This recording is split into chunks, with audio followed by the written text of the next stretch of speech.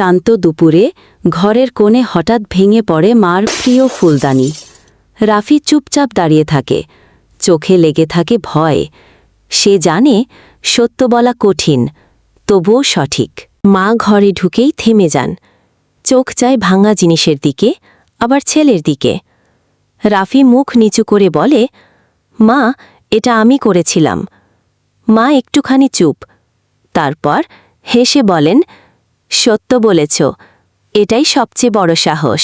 পরের দিন স্কুলে তানিম অবাক হয়ে রাফিকে জিজ্ঞেস করে, তুই বললি ভয় লাগেনি?